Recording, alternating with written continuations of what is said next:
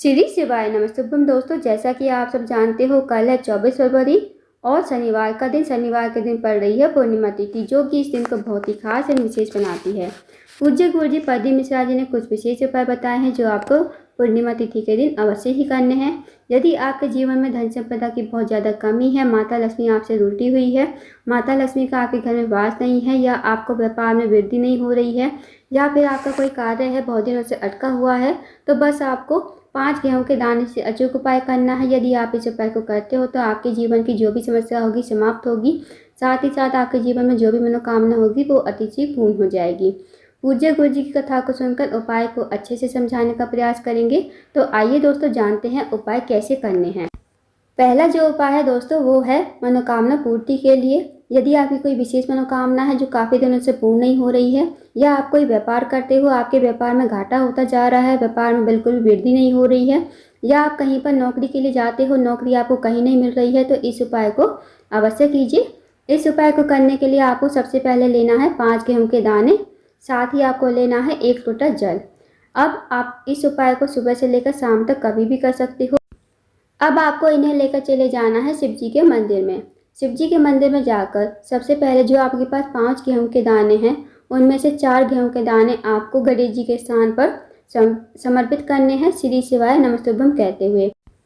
अब दोस्तों, आप सबको पता होगा कि शिव जी का जो पूरा परिवार है वो जलाधारी पर ही विराजमान है। तो गणेश जी का स्थान जलाधारी के राइट साइड पर होता है, तो वहाँ पर आपको 4 गेहूं के दाने श्री शिवाय नमस्तुभ्यम कहते हुए समर्पित कर देने हैं।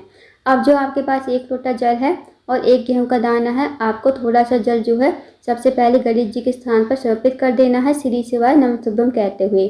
अब जो आपके पास 1 गेहूं का दाना है वो आपको लोटे के जल में ही डाल देना है। अब पूरा का पूरा जल जो है आपको शिवलिंग के ऊपर श्री शिवाय नमस्तुभ्यम कहते हुए और अपने मन में अपनी मनोकामना बोलते हुए इस जल को धीरे धीरे चढ़ाना है, ताकि आप 11 बार श्री शिवाय नमस्तुभ्यम बोल सको और अपनी मनोकामना भी मन ही मन में बोलते रहना। और इस जल को पूरा का पूरा शिवलिंग के ऊपर समर्पित कर देना। फिर आपको मनोकामना दोबारा बोलनी है, जो भी आपकी मनोकामना है, चाहे वो धन से जुड़ी हुई हो, व्यापार से जुड़ी हुई हो, नौकरी नहीं लग रही है, आपके जीवन में कोई भी समस्या हो, तो अपनी मनोकामना कहिए, समस्या कहिए, और आपको 2 मिनट मंदिर में बैठना है, श्री शिवाय नमस्तुभ्यम का जाप करना है। फिर आपको भगवान को प्रणाम करके विनती करके आपको अपने घर पर आ जाना है। तो दोस्तों, इस विशेष उपाय को अवश्य कीजिएगा। बहुत ही अचूक विशेष उपाय है पूर्णिमा तिथि के दिन करने वाला। अब जानते हैं अगले उपाय के बारे में। अगला जो उपाय है दोस्तों, वो है यदि आप किसी कार्य के लिए बाहर जाते हो, आपको उस कार्य में सफलता नहीं मिलती है, साथ ही आपका कोई कार्य है बहुत दिनों से अटका हुआ है, पूर्ण नहीं हो रहा है, या आपके घर में किसी प्रकार का लड़ाई झगड़ा होता है, घर में सुख शांति समृद्धि बिल्कुल भी नहीं है, तो इस उपाय को अवश्य कीजिए। इस उपाय को करने के लिए सबसे पहले आपको लेना है 1 तांबे के पात्र में 1 लोटा जल, साथ ही आपको लेना है 1 चम्मच शहद और 1 बेलपत्र। अब जो आप बेलपत्र लोगे दोस्तों, वो कहीं से कटी फटी खंडित नहीं होनी चाहिए, इस बात का विशेष ध्यान रखिए। अगर आपको बेलपत्री कहीं से नहीं मिलती है तो आप तो शिवलिंग से भगवान से विनती करके वहाँ से उठा सकते हो और इसे धोकर इसका प्रयोग कर सकते हो। अब आपको इन्हें लेकर पहुँच जाना है शिव जी के मंदिर में। शिव जी के मंदिर में जाकर सबसे पहले आपको 1 लोटा जल श्री शिवाय नमस्तुभ्यम कहते हुए शिवलिंग के ऊपर समर्पित कर देना है। अब जो आपके पास बेलपत्री है और आपके पास जो शहद है, आपको शहद से बेलपत्र की बड़ी वाली पत्ती पर ओम का निर्माण करना है। जो आपकी सबसे छोटी वाली उंगली के पास वाली उंगली होती है, उस उंगली से आपको शहद से ओम बनाना है। साथ ही जो 2 पत्ती हैं उन पर आपको मात्र एक बिंदी लगा देनी है अनामिका उंगली से ही। अब बाकी का जो शहद बचेगा उसे आपको बचा लेना है।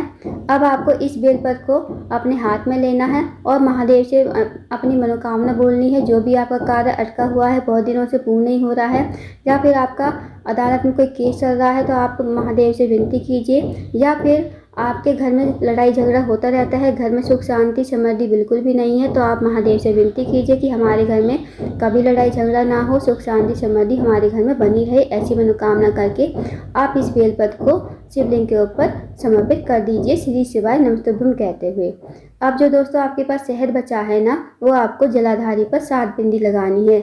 अनामिका उंगली से ही आप 7 बिंदी लगाओगे शहद की। अब आपको जहाँ पर शिवलिंग विराजमान होता है, तो वहाँ से आपको स्टार्ट करनी है और जहाँ से जल जो नीचे बहकर गिरता है वहाँ पर आपको एंड करनी है। 7वीं बिंदी लास्ट में आपको जलाधारी के एंड पर लगानी है। तो पहली बिंदी आपको जब लगाओगे शिवलिंग के वहाँ से, तो सबसे पहले आप पहली बिंदी लगाते हुए श्री शिवाय नमस्तुभ्यम बोलोगे।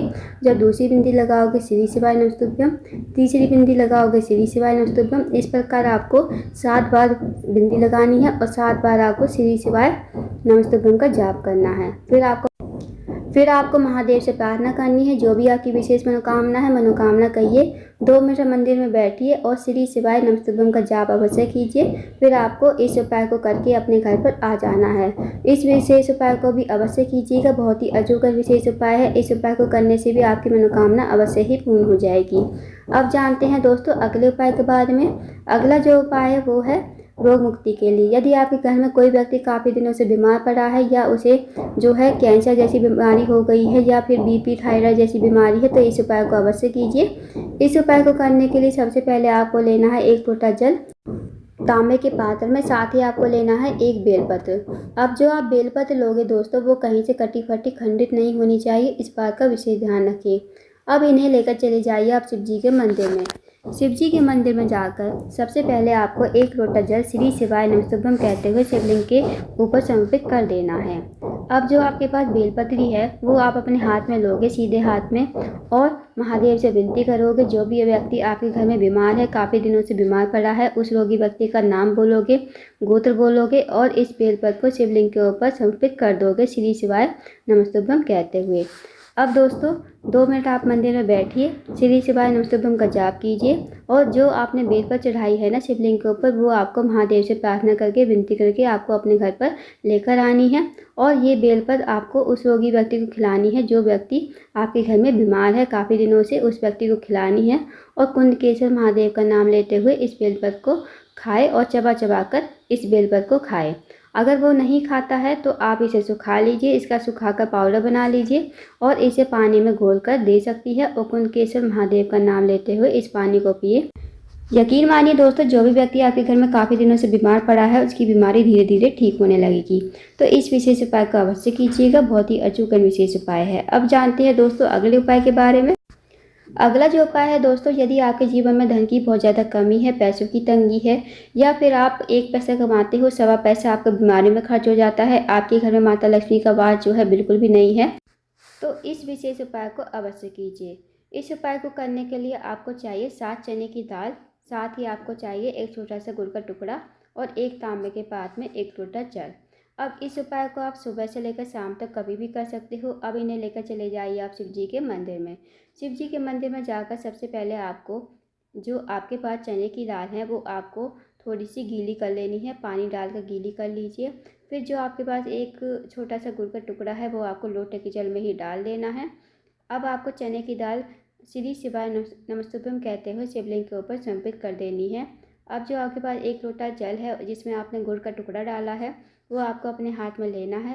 भगवान से प्रार्थना करनी है कि हमारे घर में धन की वृद्धि हो, धन प्राप्ति हो, माता लक्ष्मी हमारे घर में वास करे, हमारी ये मनोकामना है, हमारी मनोकामना बहुत जल्द पूर्ण हो जाए। तो आप ऐसी मनोकामना करके इस लोटे के जल को धीरे धीरे शिवलिंग के ऊपर समर्पित कर देना श्री शिवाय नमस्तुभ्यम कहते हुए। फिर आपको 2 मिनट मंदिर में बैठना है, श्री शिवाय नमस्तुभ्यम का जाप करना है। उसके बाद आपको भगवान को प्रणाम करके विनती करके आपको अपने घर पर आ जाना है। तो दोस्तों छोटा सा विशेष उपाय है, इस विशेष उपाय को भी अवश्य कीजिएगा पूर्णिमा तिथि के दिन। इस उपाय को करने से आपकी मनोकामना अवश्य ही पूर्ण हो जाएगी। तो दोस्तों ये थे कुछ विशेष उपाय जो आपको पूर्णिमा तिथि के दिन अवश्य ही करने हैं। इन उपायों को अवश्य कीजिए। अगर आपको जानकारी पसंद आई हो वीडियो को लाइक करें, शेयर करें, चैनल को जरूर सब्सक्राइब करें। कमेंट बॉक्स में श्री शिवाय नमस्तुभ्यम हर हर महादेव जरूर लिखें।